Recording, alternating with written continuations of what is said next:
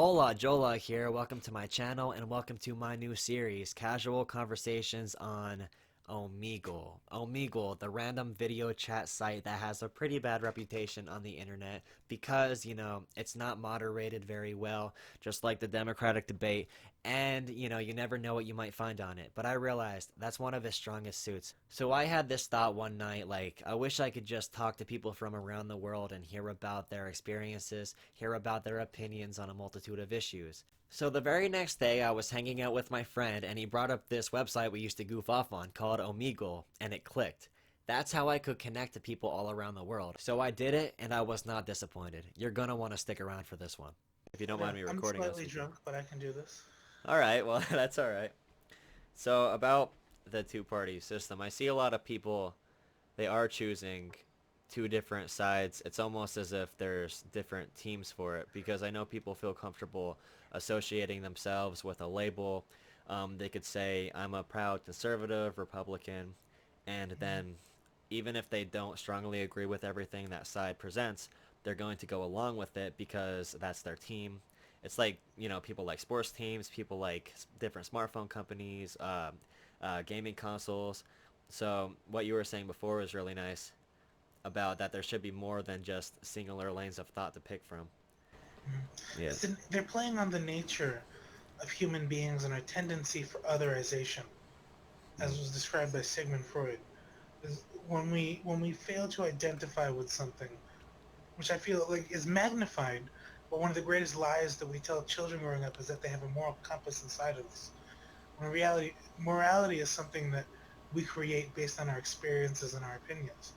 And so when you're faced with someone with totally different life experiences and opinions on something that have developed a different sense of morality, all of a sudden, like, you've been told you have a moral compass. You've been told, like, I know what is right.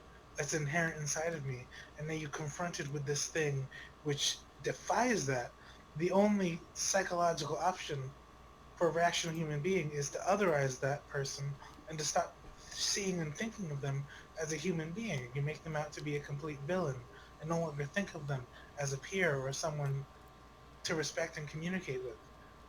And this polarizes the political climate extremely because the two-party system has gotten so good at playing on that feeling and polarizing people, so they're so focused on conflicting with each other that they fail to realize that no matter which party wins the election, the people that pay for them to get elected win.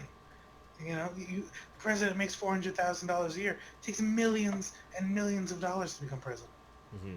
It's not a rational thing for anyone who is successful or driven enough to achieve that high level of office to want to do, because you're going to lose a Mm-hmm. lot unless you represent someone else. And there's so many obvious logical fallacies in it. It's not necessarily that the political opinions of people are messed up, but the nature of politics and how we address them here in our country is. So you said something about political polarization and how both sides like to feed on people and their differences and make it seem like fundamental evils towards each other. How do you think that these two parties, or what do you think about the two parties using social media as that vehicle right now, especially since it's not an ongoing conversation?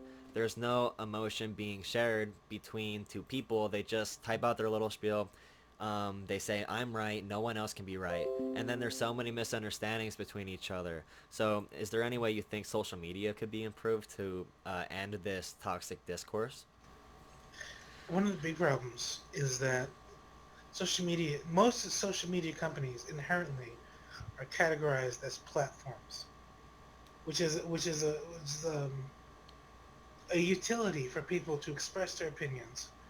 And because they're a platform, they're not responsible for the inherent opinions of the people who comment on it. However, now we get to censorship, to quelling ideas that do not agree with your own and preventing them from being spread on your platform.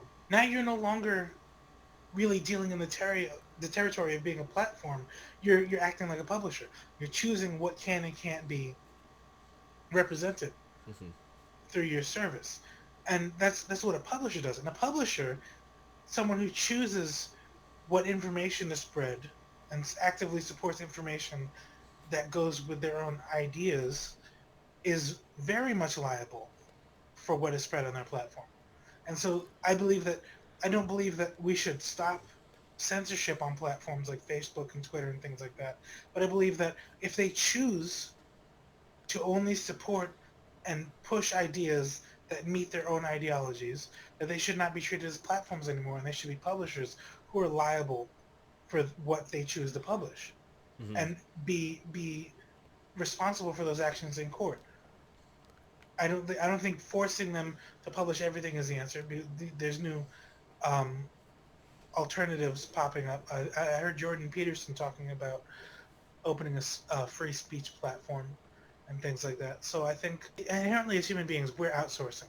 It's the nature of our evolutionary psychology is to find easier ways to do things. And now that we have all this technology and things that can outsource information so our brain doesn't have to handle it, naturally it's our inclination to let technology handle the heavy work for us because it's more efficient and it's uses less resources Hmm. physiologically. And so it's naturally we're going to become more and more reliant on technology and things like that because our genealogy is programmed to find ways to lessen the biological resource burden on our individual physical beings Hmm. because that's a successful behavior ev- from an evolutionary perspective. So we're gonna see more and more of social media and platforms like that going into the future, and people are going to be more and more reliant upon them to in ways that we can't possibly predict because of the nature of the way things change and how fast technology is moving forward. Hmm. So you said you're really into philosophy, and you just said social media as a form of like an extension to one's social capabilities. So this is way different than something political.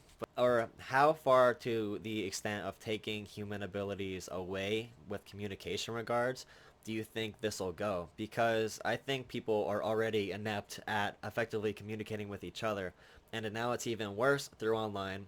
And another layer to this is if they're only relying on stuff online, how do they know if the information they're reading is true, especially when they only follow biased sources?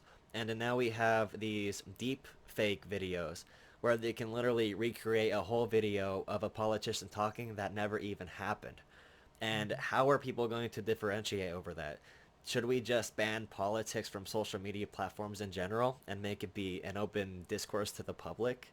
Because private corporations seem to be really mishandling this. And I don't fully blame them because I don't believe that it's a private corporation's job to monitor political discourse or liberties. But I do agree with what you said about if you are going to police that, then you should be known as a publisher. Like Twitter should be a publisher, known that they're leaning left. And another news source, which I can't really name one because most of the prominent social media sites are liberal right now, but they should be made to say what side they're leaning towards. Um, I feel like it's inaccurate to say that people are becoming socially inept because the issue in communication that many people are facing is not a lack of skill because of technology and social media, Mm. rather because of how small the world has become and how many people can view you and the drastic way that information about you can spread. There's an intense anxiety and shyness spreading about in people, and that's not ineptitude. That's the most extreme form of self-obsession. Is Mm. shyness. Being to be shy is to be completely obsessed with yourself because you are so consumed with your own being and what you are that you can't escape thoughts about what how others perceive you. And that's not an obsession with others, that's an obsession with yourself because you can't escape the thoughts of your perception and how others see you. So you become fixated on the image you present. And shyness is the most extreme form of that because you choose to shut yourself away rather than allow uh, uh, uh, an understanding of you that you don't conform with to spread amongst other people. So you choose rather for them to not know about you than to have an idea of you that you don't agree with. Hmm. And so rather it's not a matter of ineptitude or inability to communicate, but rather an unhealthy mental Unhealthy. attitude focused on your own inward world and putting yourself at the center of everything. and to to think outside of yourself and to gain experience and to gain perspective on the scope of the world and your place in it. I feel like is a healthy answer for that, Mhm. regardless of the relationship that has with technology. Like I don't think we should be policing how platforms handle politics. I don't think we should like have to label anyone, but I think there should be a very distinct line again between platforms and publishers. I think is very important. Not that we should shut publishers down or platforms that are acting as publishers. I don't think we should restrict them in any way, but I think there should be a very clear line. I think that if you choose what information you spread, you're making conscious decisions about all the information that you're spreading to a large number of people. You should be responsible for that information because you're choosing that that's the information you want to spread. Whereas a publisher just allows people to spread their own information and is not responsible for it for that reason. Yeah, so another polarization point with what you just said about people not wanting their own self to be projected in a certain way. They're not letting, did you say they're not letting enough of them to be shown online? They only show like one part of themselves. Mm-hmm. That's So, the easiest part of being online is that you can control on a profile page mhm, or something like that. You can control every aspect of the information you choose to share with the world around you. And then when you're confronted with someone who's looking at you, who is trying to disseminate information about you, all of a sudden you lose control over what information about yourself you're spreading, and that causes these anxieties and panics in people because they're so used to being able to control the perception of themselves mhm. in these very fixated and specific pictures and videos and profiles on social media platforms. And so it's not so much an aptitude but an extreme level of discomfort at a sudden loss of control over your perception to Hmm. others. So even looking at this at a more superficial, like political level, so if people can choose what parts of them are online, therefore they're only seeing one part of another person. So if they're Mm-hmm. having political discourse back and forth with another person whom they barely understand, even more so because of social media, Mm-hmm. I feel like we see this a lot for people. I live in a very conservative area, so they may not like a certain religion, like a Muslim man. They may not like a gay man until they actually met somebody that's like that. So I'm not saying to that far of an extent, but if we're having an argument over people that live in a very progressive California area or a very conservative Alabama area, and it's online, then they're only getting the part from each other that they want people to see. So they're not getting the full scope of who they are as human beings. So we're losing Mm-hmm. that part in politics, making it more alien to even have a different opinion because it's almost as if they're not allowed to because in order to have a different opinion, they would have to show the crack in the armor that they project themselves as on social media.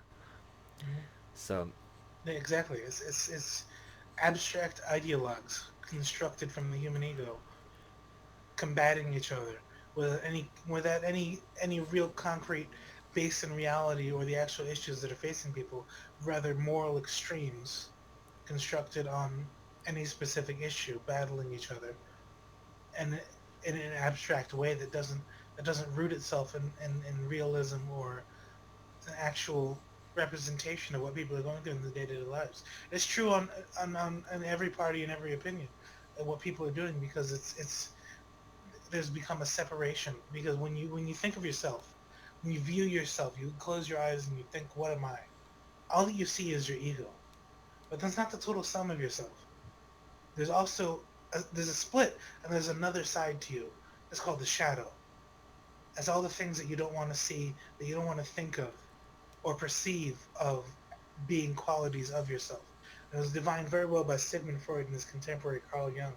And to me, to find happiness, to find meaningfulness and contentment, you have to reconcile those two things. But now, because of the nature of these social media sites and our detachment from physical interaction, it's become so much easier for the ego to become extremely prevalent and take over our interactions with other people because you don't have to necessarily confront the negative aspects of yourself in everyday interactions anymore when you aren't physically confronted with a person and there's no the physical or sociological ramifications to what you do or say.